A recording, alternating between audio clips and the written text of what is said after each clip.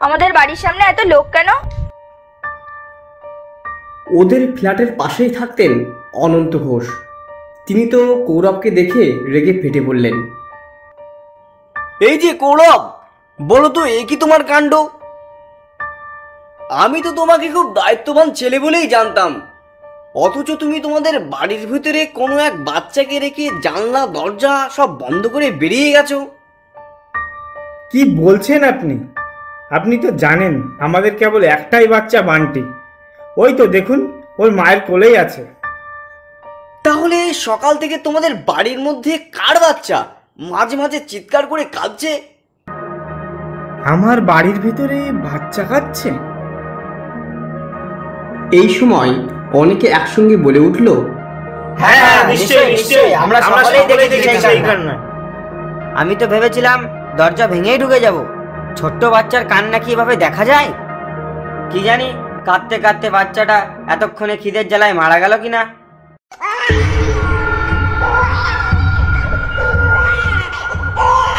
এর মধ্যে সত্যি আবার সেই কান্নার আওয়াজ শোনা গেল কৌরবের ফ্ল্যাটের ভেতর থেকে। পরিষ্কার এক শিশুর কান্নার সুর ভেসে আসছে। সকলে আবার স্তম্ভিত। কৌরবও যেন কথা বলার শক্তি হারিয়ে ফেলেছে। সে খুব নার্ভাস বলে মনে হচ্ছে, করবীও তাই। এরই মধ্যে করবী ফ্ল্যাটের চাবিটা অজয়ের হাতে তুলে দিয়ে বলে, তুমি দেখো তো অজয়, ব্যাপারটা কি? অন্যান্যরা সকলে তখন স্তব্ধ হয়ে কৌরব দত্তর ফ্ল্যাটের বাইরে দাঁড়িয়ে। পাড়ার ছেলে অজয় দরজা খুলে বাড়ির ভিতরে ঢুকলো। এখনো কিন্তু ফ্ল্যাটের ভেতরে কোনো এক ঘর থেকে কান্নার শব্দ ভেসে আসছে। আর সেই কান্নার সুর অনুসরণ করে অজয় সোজা কৌরবের বেডরুমে ঢুকে পড়ল। ঘরে ঢুকেই কৌরবকে চিৎকার করে ডাকতে থাকে, কৌরবদা, তাড়াতাড়ি আসুন, দেখুন এসে আপনার বেডরুমে দোলনায় একটি ছোট মেয়ে বসে বসে কাঁদছে। কৌরব একা নয়, সবাই একসঙ্গে হুড়মুড় করে ঘরে ঢুকলো। সবাই দোলনার দিকে তাকিয়ে অবাক হয়ে গেল। এ কি, কোথাও তো কিছুই নেই, খালি দোলনা, মৃদু মৃদু দোল খাচ্ছে। আর কোথাও কোনো কান্নার শব্দ নেই, অথচ সবাই কান্নার শব্দ শুনেছে। মেয়েটিকে সবাই দেখেনি, কেবল অজয়ই দেখেছে। করবী বান্টিকে বুকের মধ্যে জড়িয়ে ধরে, ভয়ে যেন সে ক্রমশ ছোট হয়ে যাচ্ছিল। নির্বাক অনেকেই চলে যেতে থাকে, কেউ কেউ আলাদা আলাদা হয়ে ছোট ছোট দলে এখানে ওখানে নানান সম্ভাব্য বিষয় নিয়ে আলোচনা করছে। এর মধ্যে করবী ধীরে ধীরে কৌরবের কাছে এসে বলে, দেখো, অন্য আলোচনা পরে হবে। তুমি আগে এক্ষুনি আজই দোলনাটা বিদায় করো। যে দোকান থেকে এনেছো সেই দোকানে ফেরত দিয়ে দাও। কিন্তু আজ একটা বিশেষ কাজে আমার খুব যাওয়ার দরকার ছিল। তোমাকে আমি যা বললাম আগে সেটা করো। যেদিন থেকেই এ বাড়িতে এই দোলনা ঢুকেছে সেদিন থেকেই যত অশান্তি আর ভুতুরে কাণ্ড শুরু হয়েছে। অজয়, তুমি ভাই তোমার দাদাকে একটু হেল্প করো, দোলনাটা খোলো, খুলে ওর গাড়িতে একটু তুলে দাও। কাজ হতো তাই হলো। কৌরব তখনই দোলনাটা নিয়ে বাড়ি থেকে বেরিয়ে পড়ল। কৌরব সোজা বাজারের সেই দোকানটিতে চলে এলো।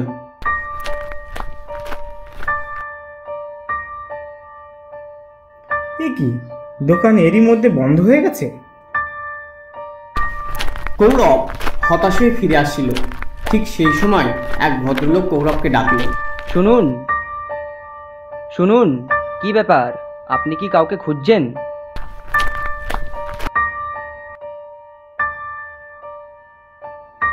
না, মানে আমি এই ফার্নিচারের দোকানে এসেছিলাম, কিন্তু দোকানটা দেখছি বন্ধ। আজ শনিবার তো, তাই দোকান একটু তাড়াতাড়ি বন্ধ হয়। তা কি ব্যাপার আমাকে বলতে পারেন? আমি এই দোকানের একজন পার্টনার। কিন্তু আপনাকে তো আমি চিনলাম না। কি করে দেখবেন? আমার দাদাই দোকানে বসেন, আমি অন্য ব্যবসা দেখি।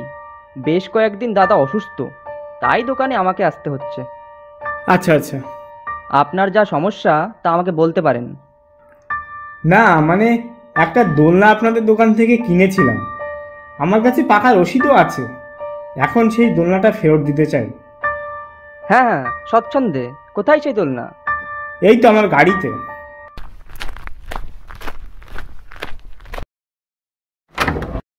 এ তো সেই সুন্দর দোলনাটা।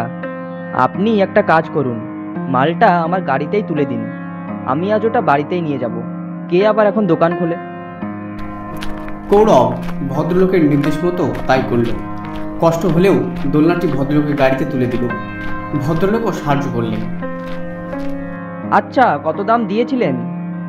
900 টাকা। এই তো বিলও রয়েছে। না না, বিল দেখাতে হবে না, এই নিন আপনার 900 টাকা।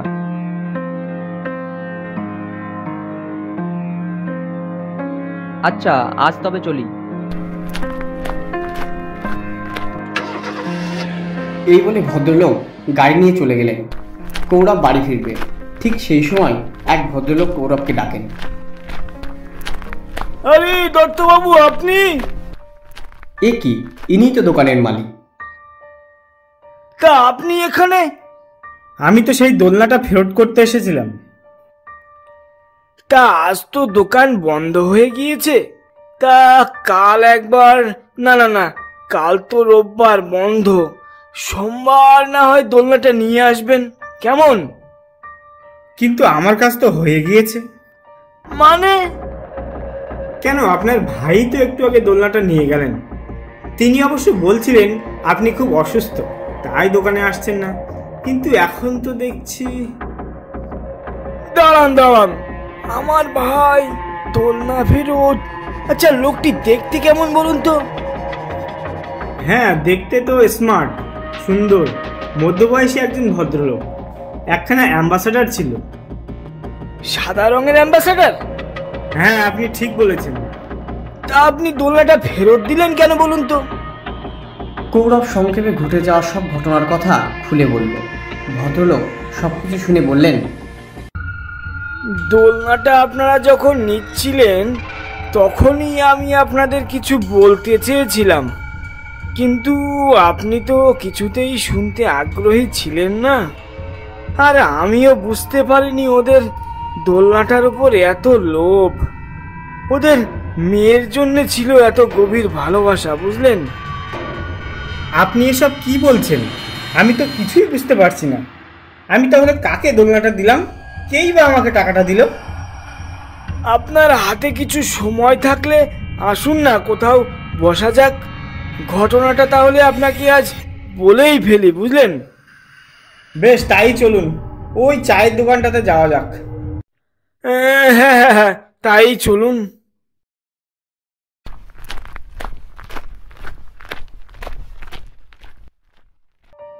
ওরা চায়ের দোকানে ঢুকে 2 কাপ কফির অর্ডার করলো। এইবারে বলতে শুরু করলেন। বুঝলেন, একদিন দুপুরে একা দোকানে বসেছিলাম। ঠিক সেই সময় একজন ভদ্রলোক ও একজন ভদ্রমহিলা, দুজনেই স্বামী স্ত্রী, দুজনেরই খুব সুন্দর চেহারা, ওনারা এসে একটা ডিজাইন দিয়ে বললেন, পারবেন এমন একটা দোলনা করে দিতে?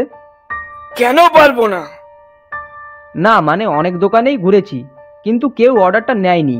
বলছেন এমন ডিজাইন কাঠের উপরে করা বড়ই শক্ত। তবুও দোলনার অর্ডারটা আমি নিয়েছিলাম। এরপর ভদ্রলোক ও ভদ্রমহিলা মাঝে মাঝেই আসতেন, দেখে যেতেন আমার কাজ কেমন এগোচ্ছে। ওরা একটা সাদা অ্যাম্বাসাডারে আসতেন, দুজনেই খুব ভদ্র ছিলেন। পরে জেনেছিলাম ভদ্রলোকের নাম রাজীব ঘোষ। এরপর একদিন আমার কাজ শেষ হলো, ওনারাও এলেন, বললেন, কাল এসে আমরা দোলনাটা নিয়ে যাব। শুধু তাই নয়, সঙ্গে করে আমাদের মেয়েকেও নিয়ে আসব, কারণ আপনারও একবার দেখা উচিত কার জন্য এই দোলনাটা করলাম। এ তো খুবই আনন্দের কথা। আমারও একবার খুব ইচ্ছে ছিল আপনাদের মেয়েকে দেখবার। অবশ্যই মানিককে কাল নিয়ে আসবেন। পরের দিন আমি দোলনা ডেলিভারি করার জন্য বসে আছি, কিন্তু না, সকাল গড়িয়ে গেল, বিকাল গড়িয়ে সন্ধ্যাও হয়ে গেল, কিন্তু ওনারা এলেন না। ভাবলাম হয়তো কোনো কাজে আটকে গিয়েছেন বোধহয়। তাছাড়া ভদ্রলোক আসেন শহরতলি থেকে, আজ আসতে পারেনি, আগামী দিন নিশ্চয়ই আসবে। কিন্তু না, পরের দিনও এলেন না, তার পরের দিনও এলেন না। এবারে কেমন একটা দুশ্চিন্তা হলো বুঝলেন।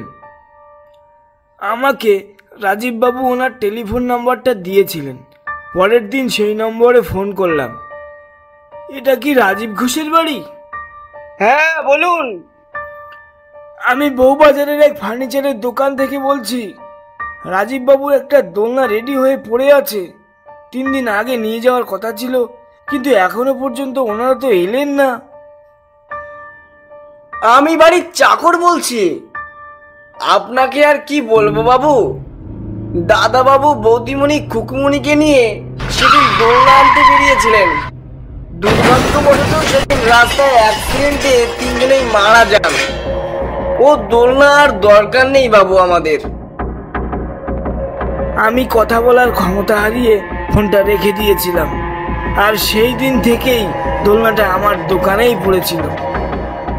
আর এই দোলনাটাই আপনারা সেদিন এসে নিয়ে গেলেন।